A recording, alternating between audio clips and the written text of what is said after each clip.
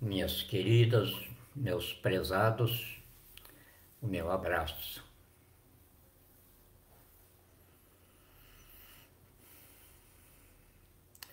Sabe o que é essa luz aí atrás de mim? Isso é um disco voador. Fotografaram ali no Vale do Amanhecer para me dar.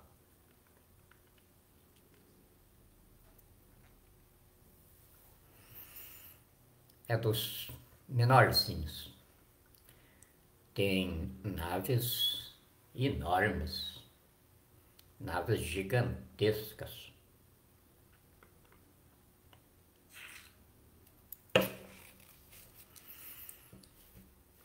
Alguns anos atrás,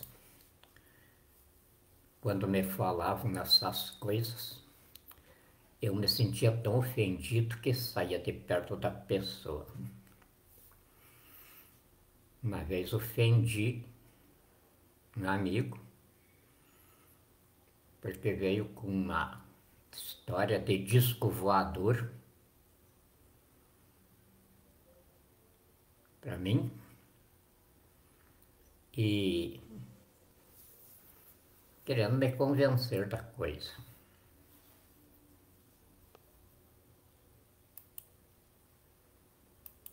Então, eu não sou aquela sumidade que às vezes falo.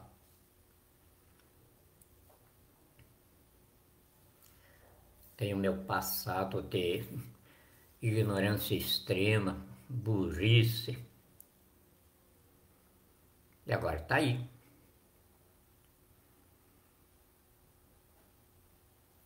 Como dizia Herbert Einstein, contra a evidência no argumento.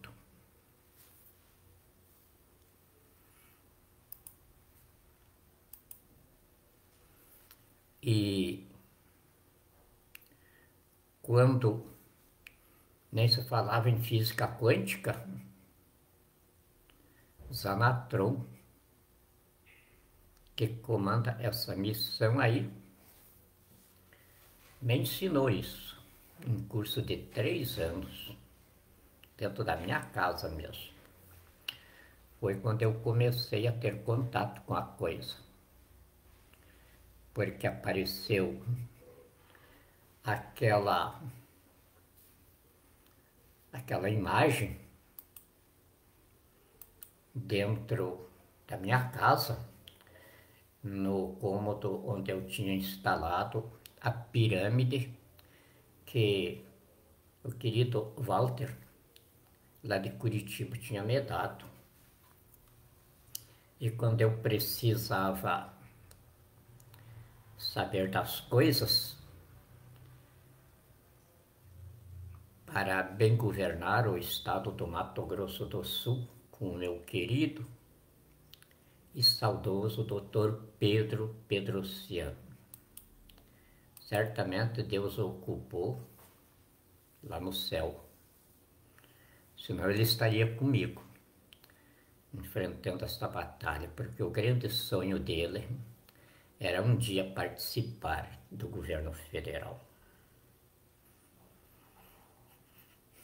Uma das grandes perdas para o Brasil, porque não encontrei outro substituto, como foi a grande perda do general Golberito Couto e Silva.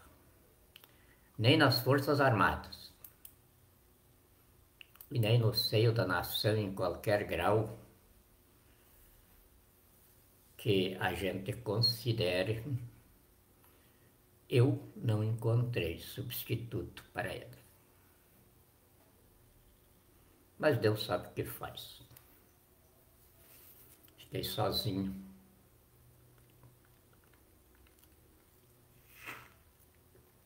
Mas, entre um chimarrão e outro, a gente vai desempenhando a tarefa. Graças a vocês que sustentam a erva para não tomar meu chimarrão, sustentam o cômodo aqui que me abriga. Só Engraçado, tenho quase que a minha vida inteira de solidão, mas eu não me acostumei com ela. Ainda hoje apareceu uma pessoa aqui, sem avisar, e eu estava preparando o meu risoto de frango, que tem aqui onde eu moro, todos os finais de semana, uma feira. Feira dos produtores chamou Cinturão de Brasília. E nesse dia, alguns deles vêm aqui com aquela feira. E eu, como o comandante Zanatron, porque essa gente da multidimensionalidade, para nós aqui não tem o que a gente precisa que eles não saibam. E aí quando eu estava com aquele problema ali, que bastante difícil, de saúde, aí depois que apareceu um amigo lá de Minas, o Marquinhos, e disse que eu tinha de comer uma feijoada, um arroz e uma carne de porco que ele trouxe e ele mesmo prepara. Tinha de começar por ali. E eu comi. E aí comecei a reforçar o chá. E sabe o que eu descobri agora? Estava me matando os remédios que tinham me receitado. Essa porcariada de farmácia, em vez de tomar os comprimidos daquilo, e era aquilo que ia me matar. Eu não tinha nada. Como a médica que me atendeu, eu peço todos os dias que Deus a abençoe e que a ilumine cada vez mais, porque ela foi muito sincera comigo. Acredito que seja filha de família rica que não depende de matar as pessoas para ser rica. Porque ela foi bem clara. O senhor não apresenta quadro clínico para um tratamento. E na sua idade, com essa saúde, não vou lhe receitar remédio nenhum. Essa sua tosse é refluxo. Os nenê têm isso. Então vou lhe receitar uma batida, se o senhor quiser, chega em casa, faz, e eu tenho certeza que o seu refluxo vai se acabar e o senhor vai ficar são. Eu não vou lhe receitar remédio. Aí eu digo, mas como eu não estou me sentindo bem? Eu vim aqui por causa disso. Mas eu não vou lhe dar esses remédios que tem aí, eu não tenho um remédio para lhe receitar. O que tem aí eu não receito para o senhor. Eu receito para as outras pessoas que vêm aqui, porque se eu não der um remédio para elas, elas vão me denunciar no Conselho Nacional de Medicina e já vem um processo em cima de mim. Então eu receito esses remédios para elas, mas o senhor eu sei que não vai fazer isso. E não vou estragar a sua saúde. Aí, é claro que fiquei desapontado, mas peguei tudo aquela remediarada que tinha deixado ali, fiz um pacote, não joguei fora de medo de aquilo ali contaminar a terra, mas está guardado ali num saquinho, não tomei mais nenhum. E com a feijoada que o Marquinhos preparou, eu já comecei a me sentir melhor. E aí então, passado mais uns dias,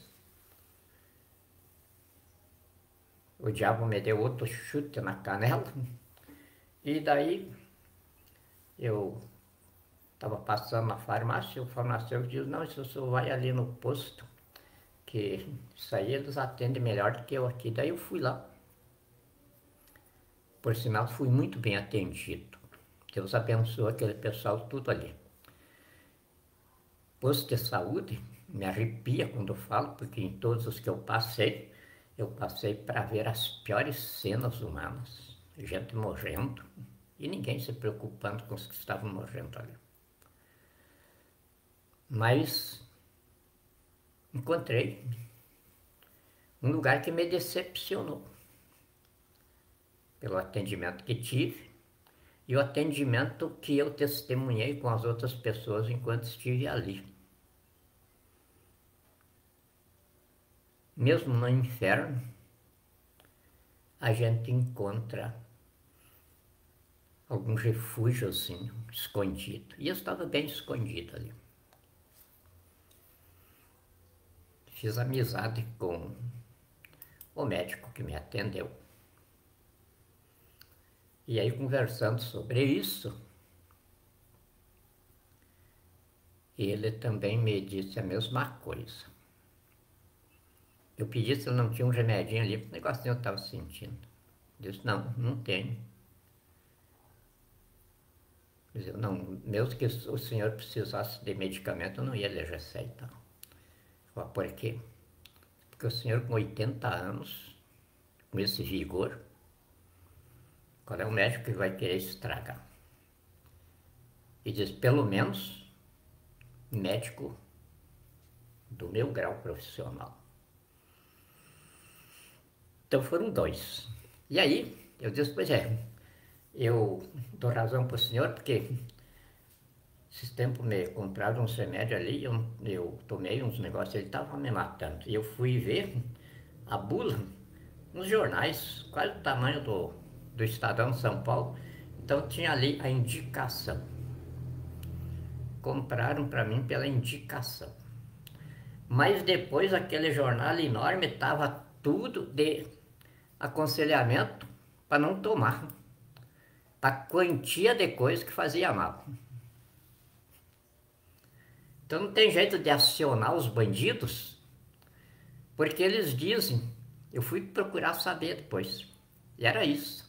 Não vem tudo aí na bula, porque se acionar o laboratório, ele simplesmente mostra para o juiz lá que a pessoa tomou porque quis, o médico receitou porque quis receitar. Está aí na bula tudo. Está ali dizendo, ó, fiz o medicamento esse, nós fizemos para isso daqui. Só que tem tudo essas contraindicações. Ele cura esse sintoma que está dito aí, mas ele vai prejudicar um monte de coisa, rim, fígado, estômago, um monte de coisa que vem aí. E aí, não se tem como questionar a coisa. Ver como o diabo é astuto. Isso tudo é do diabo, é do reino dele aqui. E aí, isso já há tempo, quando nós começamos a levantar o sistema de saúde, eu já tive as informações sobre isso. Então, os médicos ganham uma comissão dos laboratórios para receitar esses venenos. Então, todos os médicos têm, e alguns têm uma amostra grátis lá. Para aqueles que não têm recurso nenhum, aí o médico oferece uma amostra grátis. Mas o médico não sabe nada do que está receitando. É o vendedor de remédio que diz para ele para que presta aquilo. E daí acerta uma comissão. Você vai ganhar tanto, por tanto volume de medicamento que receitar. E é o que interessa para os médicos. Ganhar dinheiro. Eu tenho 2 sobrinhos médicos, que eu vou citar aqui. Eu tenho uma neta médica também.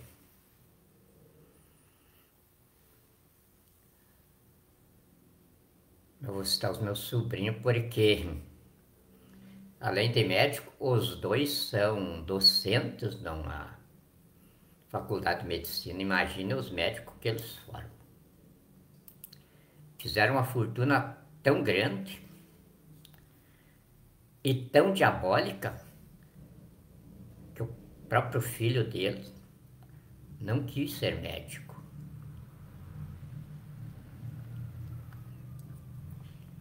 apesar da insistência dele. Procurou uma outra profissão.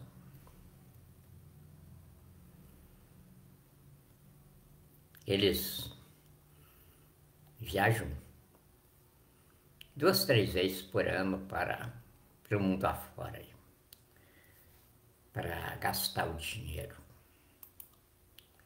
Dinheiro do gemido de cancerosos, de doentes. E é evidente que eles curam. São os extraordinários médicos, por isso ganham muito bem. Docentes de uma faculdade de medicina.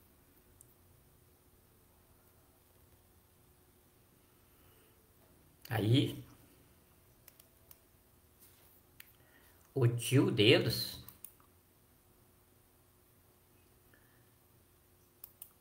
meio frustrado da vida,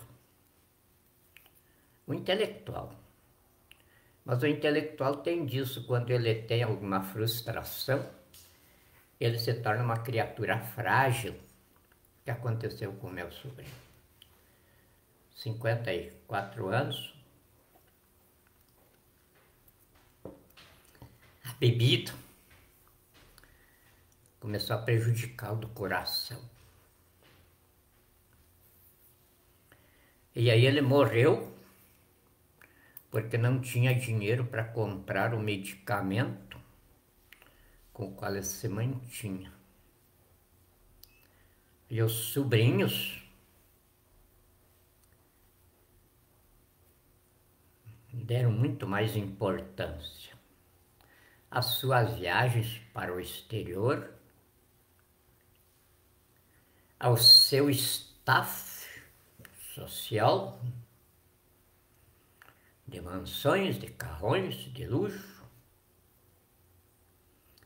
do que a vida do tio.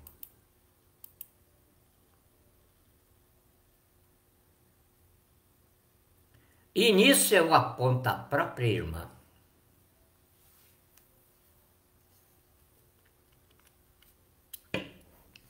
Sou uma família rica. Morreu meu sobrinho.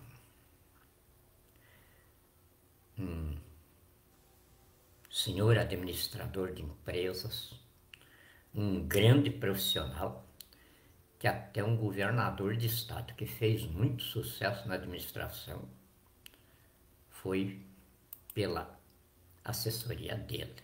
O governador me contou. Poderia estar aqui com a gente, porque no início foi um dos meus grandes incentivadores. Muito bem informado, doutor mesmo, não era apelidado. Não era meio pau, era doutor. Na área de engenharia empresarial, economia. E ele era sincero. Tio, você sabe que a minha saúde é frágil, mas assim que você chegar lá, conte comigo.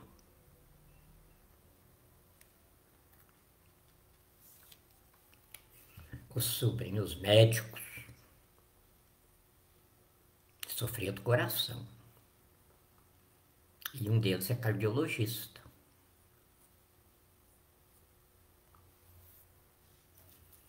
Isso não foi ninguém dos parentes que me contou. Foi o médico que socorreu ele e as pessoas com as quais ele se socorreu nos últimos dias é que me disseram. Morreu porque não tinha dinheiro para comprar o medicamento com o qual ele se conservava.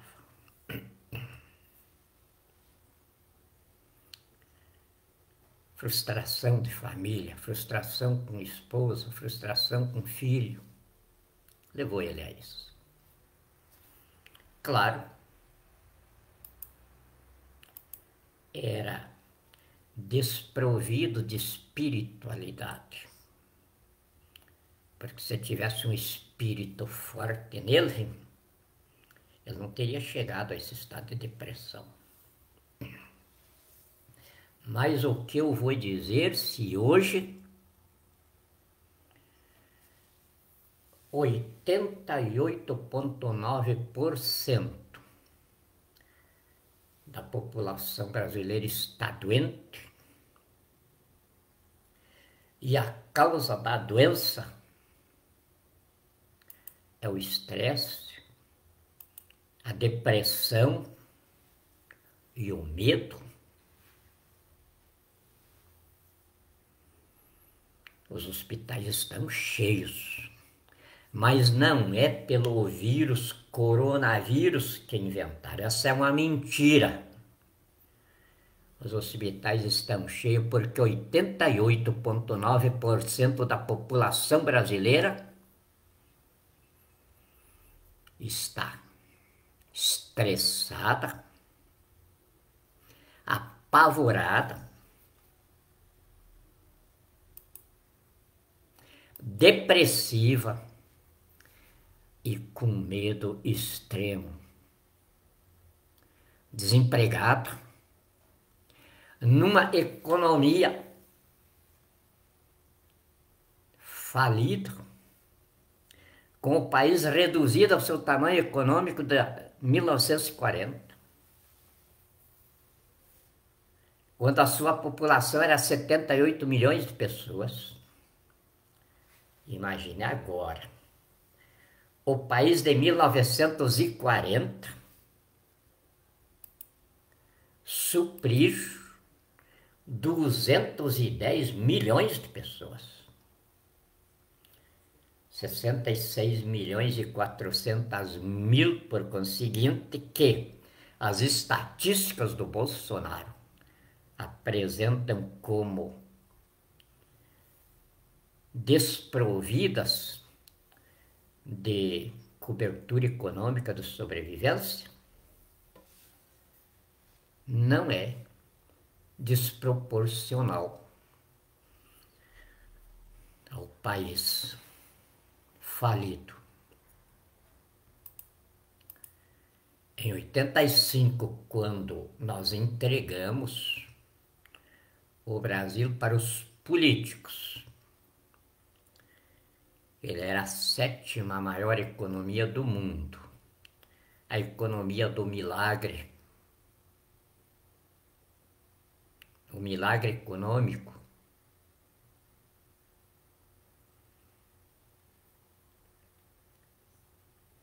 Um pouquinho mais de tempo daquele que nós levamos para produzir esse milagre, que absorveu toda a força de trabalho do Brasil e ainda tinha mais espaço para expansão da força empresarial. De modo que trabalhadores do Japão, de quase toda a Europa, aportaram no Brasil em busca de emprego que tinha. E mesmo assim, o próprio Lula, eu tenho o vídeo gravado, o próprio Lula deu o seu depoimento como metalúrgico dizendo que quando terminava o expediente nas fábricas, tinha os ônibus dos concorrentes na frente esperando pelos empregados para lhes oferecerem salários maiores e condições de trabalho melhor. Eu assisti isso na faixa livre de Manaus. Era um formigueiro. Lá nós começamos o modelo industrial que a China implantou lá. Porque a China não cria nada. Parece que os reptilianos têm uma sensibilidade extraordinária para copiar, assimilar e restabelecer o lixo. Mas eles não são criativos. Não existe nenhuma patente chinês. Eles copiam tudo. Esperaram os russos e os americanos chegarem na Lua e aí eles foram atrás. Esperaram os americanos chegar em Marte e daí eles foram atrás. Contudo, o que os russos, os americanos e o restante do mundo criaram. Chinês não cria nada. Chinês copia tudo. E o mundo não diz nada. Não diz nada porque quando algum reclama patente, eles simplesmente mostram que não é a patente que está sendo reclamada. Eles entortam um fiozinho para outro lado, eles colocam um parafusinho a mais, que não altera em nada, e eles mostram, está aqui a diferença. A patente é nossa. É bem parecido, porque se você criou essa coisa que você está reclamando, por que o chinês também não poderia ter criado lá? A diferença é que o nosso aqui tem uma pecinha a mais que no teu não tem. Ou tem uma coisinha a menos que no teu tem mais. Mas tudo, a mesma cabeça que os teus, o chinês tem. Sim.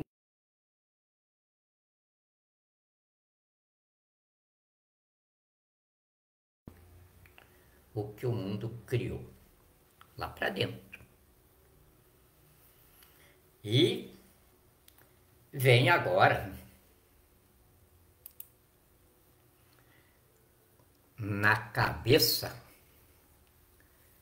dos brasileiros e dessa humanidade espalhada aí pelo mundo sem cérebro, recebendo aclamação de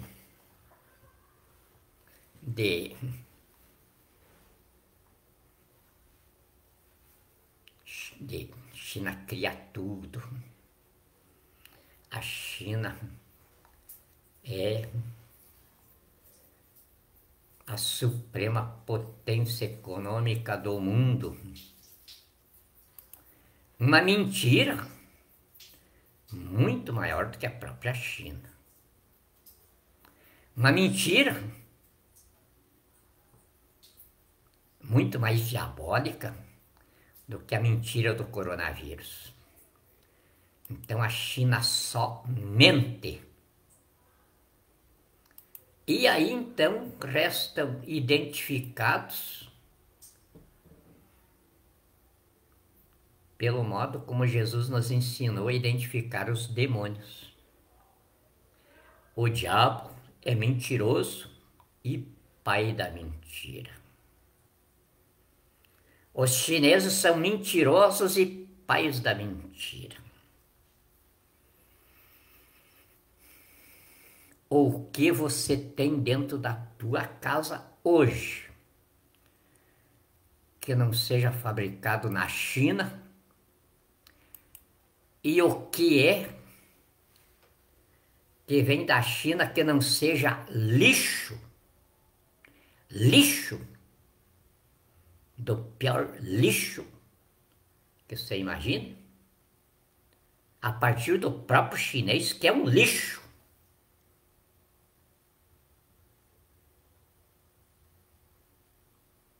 O que é que você tem na tua casa que não seja um lixo? Eu estou vestido aqui já a segunda vez.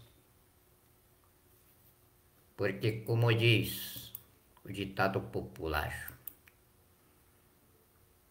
o homem que fala a verdade mata a cobra e mostra o pau com que a matou. Por acaso a China tem rebanhos de ovelhas lá? Não tem espaço nem para os próprios chineses, vai ter espaço para rebanhos de gado, de ovelhas. Pois é, isto aqui é de lã de ovelha. Nós produzimos a lã aqui. E o chinês faz o tecido e vende para nós. Assim também, o chinês leva toda a nossa carne daqui. E daí manda de lá insumos de carne humana.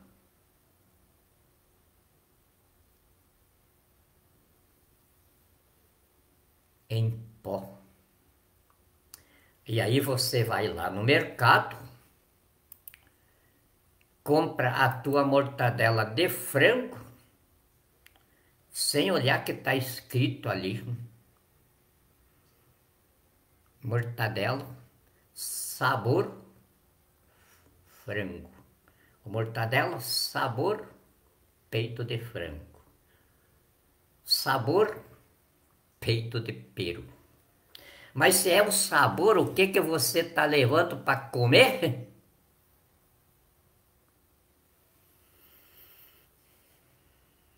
Já tem laboratório levantando tudo isso?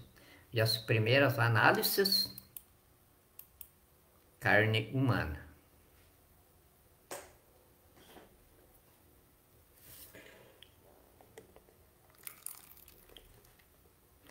Será que o vírus, o coronavírus, não foi inventado para esse suprimento?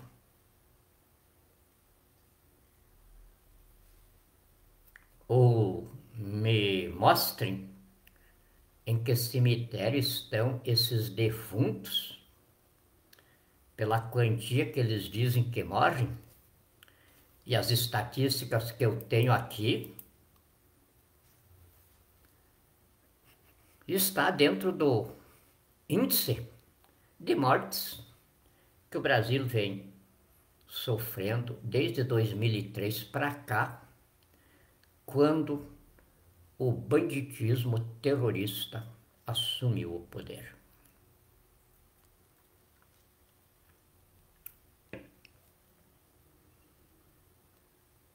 Temos meses quando eles disseram que o pique da pandemia tinha chegado ao máximo. E aí Jair Messias Bolsonaro teve de fazer todos os seus decretos que impuseram ela aqui. Fizemos levantamento. Naquele período, houve um decréscimo no assassinato, aliás, no genocídio brasileiro. 122.000 mortes menos no período do coronavírus do que no mesmo período anterior. Então você imagina, a pandemia do coronavírus baixou o índice de suicídio no Brasil. E aí viemos acompanhando isso até agora. Está do mesmo jeito. Eles não noticiam mais disenteria, não noticiam mais nenhuma das doenças que exterminam a nação brasileira. Cada 3 pessoas diagnosticadas, uma está com câncer e não tem como se tratar. Uma consulta de urgência hoje no sistema de saúde brasileiro, custeado pelo governo, o infeliz não consegue com menos de 15 dias. Em 15 dias, um câncer, quando se manifesta, ele já está em estado terminal. 15 dias o sujeito morre.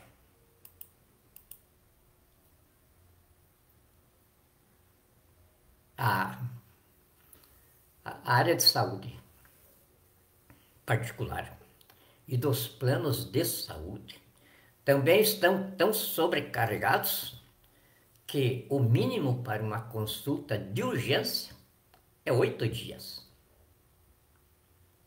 O infeliz com câncer estourando sangue por toda parte vai aguentar, ou se aguentar, em que situação física ele chega no final desses 8 dias? E aqui então o magistrado supremo da nação, um velhote com 80 anos, e como diziam os gaúchos do meu tempo, destemperado e desternerado. Desternerado quer dizer já desmamado da vaca e por conseguinte solto das patas, tem de perguntar em benefício dessa nação massacrada. Onde estão os médicos brasileiros? Não ouço. E a minha equipe de inteligência, que está de ouvidos afiados, também não ouve. Um único médico levantando a sua voz de ciência em favor dessa nação que é desfalcada de 94 pessoas por dia que são assassinados nos corredores de extermínio do SUS. Por falta de leitos hospitalares, por falta de equipamentos hospitalares, por falta de médicos. E essa é uma das causas que a bandidagem no poder vem me atrapalhando de eu estabelecer a administração do país como ela deve funcionar. Porque as primeiras lotações das cadeias, que para isso eu vou limpar já, porque as pessoas que estão amontoadas ali dentro não são bandidos. É o produto do banditismo que está matando a nação. As cadeias vão ficar limpas para mim ter espaço para guardar médicos, farmacêuticos e toda essa corja de bandidos que faz seu campo econômico de enriquecimento na dor dos desgraçados que sofrem. E aí não tem pobre nem rico. A doença é produto da nossa civilização degenerada, apodrecida, ao ponto de se transformar numa tragédia de existencialismo humano na face do planeta. Não tem nenhum sociólogo, nenhum cientista político, nenhum pastor, nenhum padre, nenhum homem de Deus que tenha fazendo chegar aos meus ouvidos, aos ouvidos da minha equipe de inteligência que está espalhada pelo Brasil inteiro, a sua voz levantando este assunto.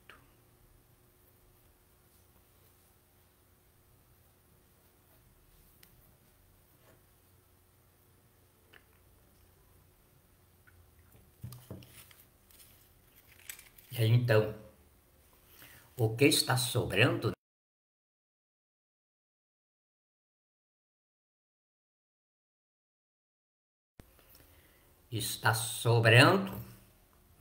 uma espécie humana encarniça, porque uma nação com 88,9% da sua população doente, que só no campo do câncer tem um canceroso para cada 3 pessoas diagnosticadas. Essa população, essa nação não existe mais como espécie vivente no sistema biológico solar. Está perdendo para todas as outras espécies. Está perdendo para o gado, para os jegues, para os cavalos, para a pulga, percevejo, para barata,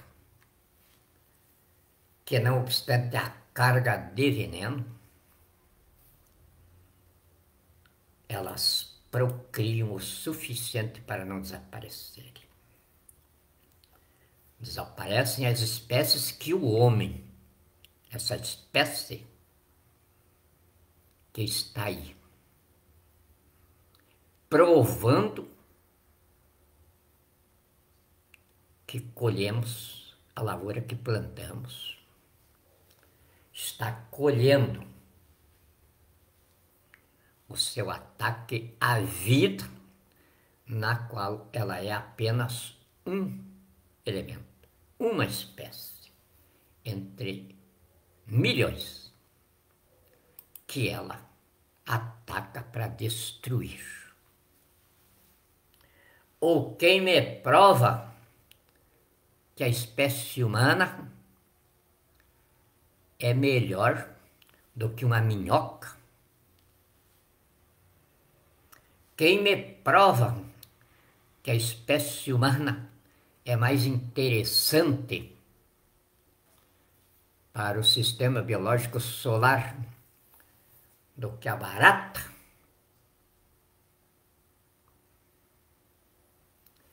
Entretanto, a espécie humana mata tudo ao seu redor. E mata pela índole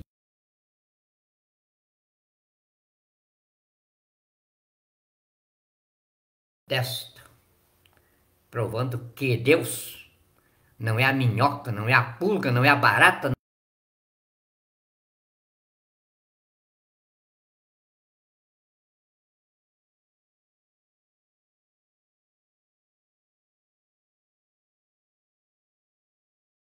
como é o homem,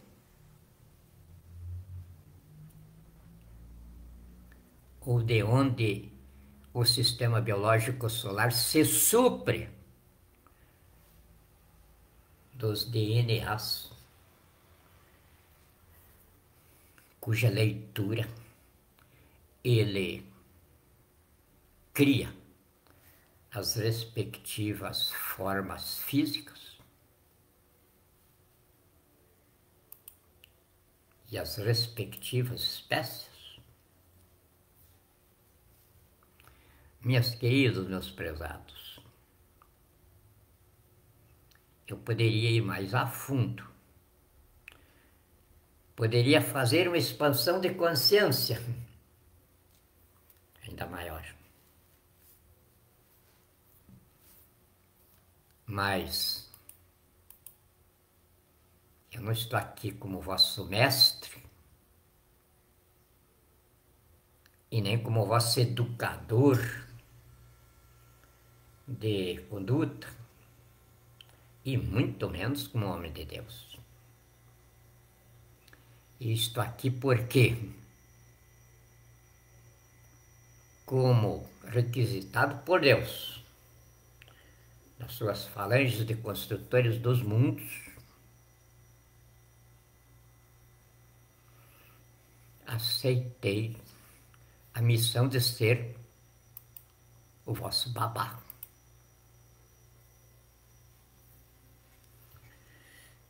Aprendendo a lição de Jesus na cruz, quando disse ao seu Pai,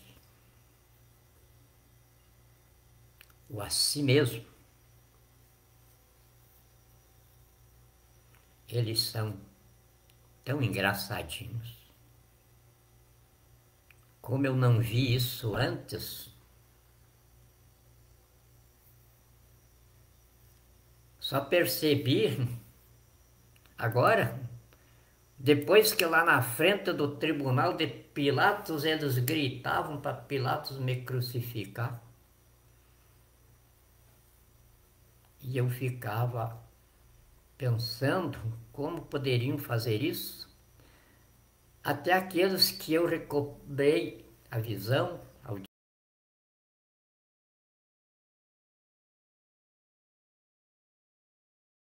que eu ressuscitei a vida,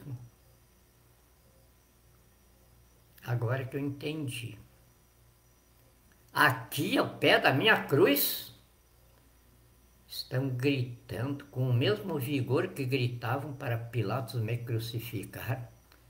Estão gritando, Jesus, desce daí.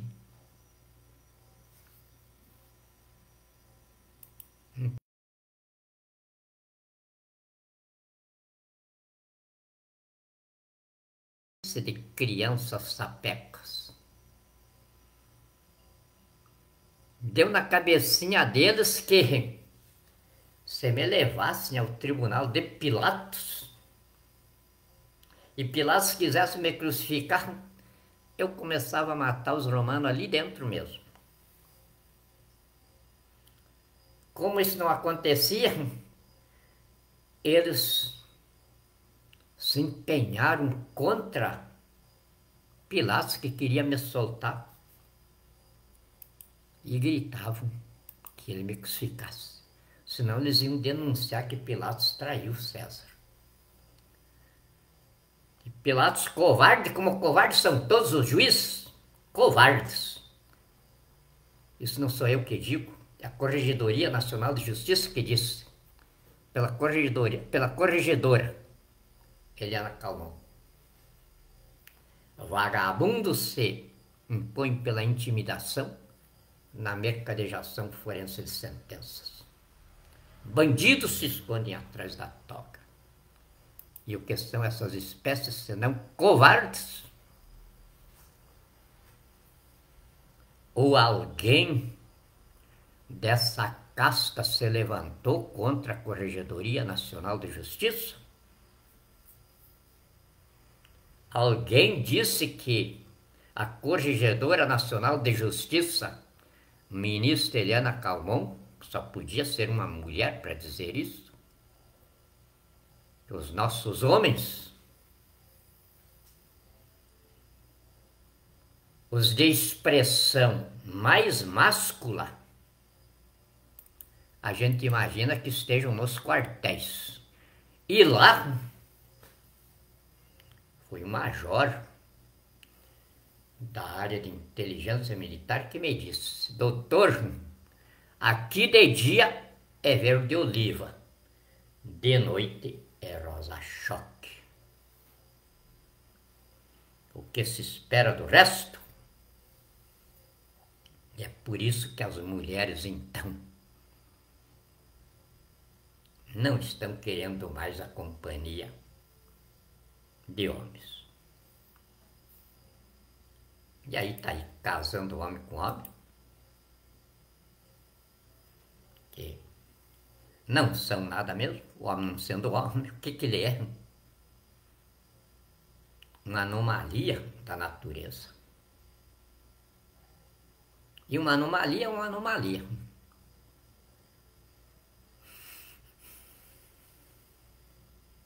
Aí uma mulher,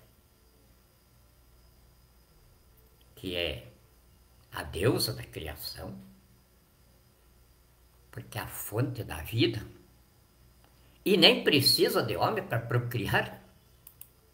A ciência já mostrou tira uma célula da mulher, faz uma fertilização in vitro, a própria célula dela, com o óvulo dela, e ela gera em seu útero uma outra pessoa. Como gerou Jesus, verdadeiro Deus, mas que resolveu ser verdadeiro homem. E aí passou pelo útero da mulher o primeiro cientista a mostrar que a mulher não precisa do homem para fertilizá-la. Então, por que ela produz o homem? Para ser o que a Terra agora, em sua nova idade, está colocando ele. O protetor e o provedor da família. E não sendo para isso, ele não serve para mais nada. Porque tudo o resto na vida daqui para frente vai ser empreendido e conduzido pela mulher, a partir do governo, da justiça e da condução empresarial da humanidade. As 5 pessoas mais ricas do mundo já são mulheres. As 4 mais poderosas também já são mulheres. E 92% dos cargos de proa, dos grandes empreendimentos internacionais da humanidade, estão chefiados pelas mulheres. É o tempo da mulher. Mas não foi feito por evolução da espécie humana. Foi feito porque a Terra completou a sua idade infantil e chegou à sua idade adulta. Essa idade adulta é da consolidação do seu leito cósmico no seio da Via Láctea. E então, como a espécie humana, como a todas as demais espécies biológicas, é apenas o conteúdo dela, para ela, também completam o seu ciclo de existência do jeito que ela está se autoconstruindo. E aí vem, então, essa extrapolação de costumes, de valores morais, éticos e de organizações familiares e sociais. A cabeça do ser humano é que está saindo também da sua idade infantil e entrando na sua idade adulta. Saindo da trajetória de nascer para morrer, entrando na trajetória de raciocinar,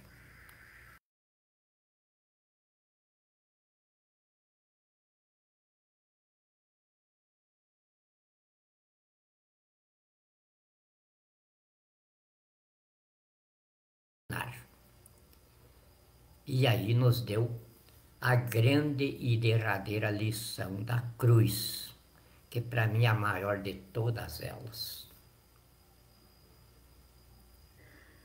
Porque dá para a gente entender bem as anteriores.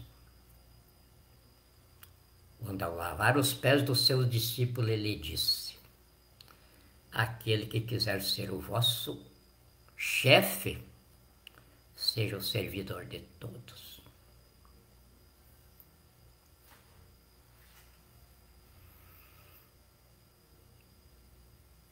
Porque como é que se lida com bebês? É sendo servidores dos bebês. Eu, como pai, tive a graça de Deus de ter 6. Aliás, 7. E mais os netos e mais os bisnetos. Que é tudo filho. O vovô não separa mais. E até, isso eu digo para as minhas filhas e para o meu filho. Eu não sei se eu amo mais vocês, ou os netos que vocês me deram, os bisnetos que já estão aí. Eu não sei, virou uma confusão de sentimento em mim. Eu tanto mato por você, minha filha, meu filho, quanto mato pelo meu bisneto. Porque essa coisa de dizer morrer por meu filho, morrer pela pátria, isso não tem na minha cabeça. Porque os profetas, ou seja, os alienígenas que me antecederam aqui, Jesus disse, olhando para Jerusalém: vocês que matam os profetas e apedrejam os que vos são enviados, me rejeitaram por último a mim, eu, o próprio Deus que os enviei antes. Não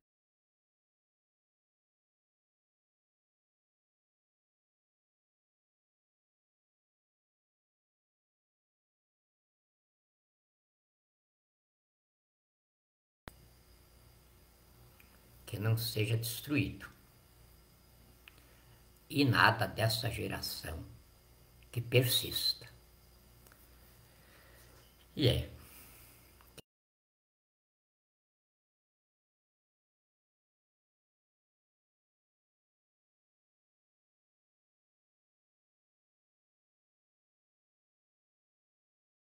Mísero, espécime humano, muito mais miserável do que uma pulga diante de Deus. Deus está estendido em graça e misericórdia. Façamos o bem ou façamos o mal. E Jesus disse isso claramente. Deus está estendido sobre vós, sobre justos e injustos, sobre doutores e analfabetos, com a mesma graça, assistindo a todos. Porque tudo o que nós colhemos vem das lavouras que nós plantamos.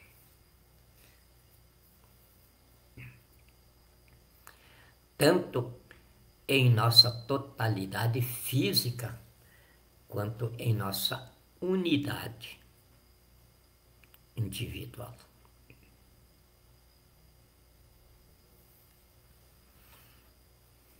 Algum outro chefe de Estado teve estas prosas com a nação? Pelo menos no que eu conheço da história do Brasil, não teve nenhum. E se não tinha nenhum nessas prosas, eles não conheciam do assunto. E aí está a civilização que eles produziram. E o que é essa civilização que eles produziram? Uma tragédia. Uma tragédia que, se não é eu aqui, ela já tinha eliminado vocês tudo, não tinha mais nenhum aqui. Só aqui dentro, para matar vocês, tinha 34 mil terroristas, guerrilheiros, bandidos, criados e treinados para isso. Que Dilma Vana Rousseff alugou de 13 países que produzem esse tipo de commodities.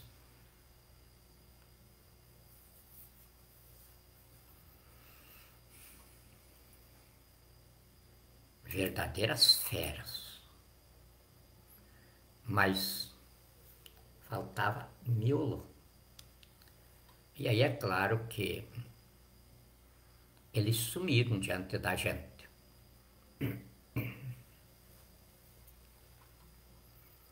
E vocês estão salvos dessa rodada de extermínio.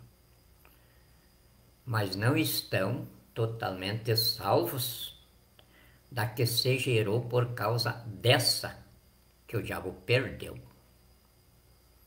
Ele veio com o coronavírus, com o Covid e com os reptilianos, inundando o mundo como uma represa estourada.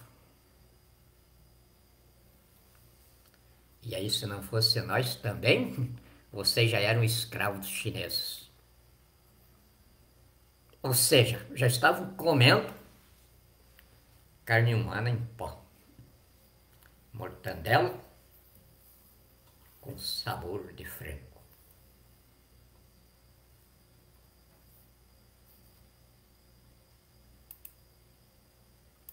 Arroz com traços de soja. Eu tenho todos os pacotinhos aí, depois vocês vão ver quando eu fechar um vírus. Vai ser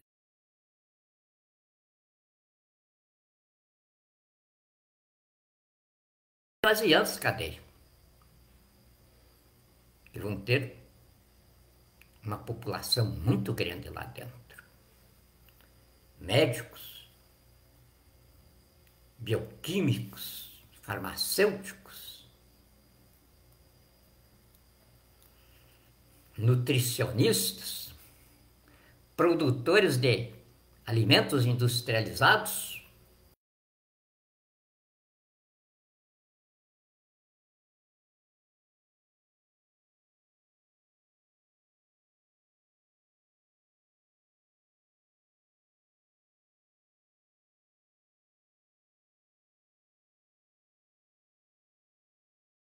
em cima das indústrias de alimentos, que está preparada aí para me largar, vocês não imaginam. Ainda não tinha acontecido nesse mundo industrial que surgiu aí. E vocês vão ver coisa do arco da velha. E aí vão entender por que um coronavírus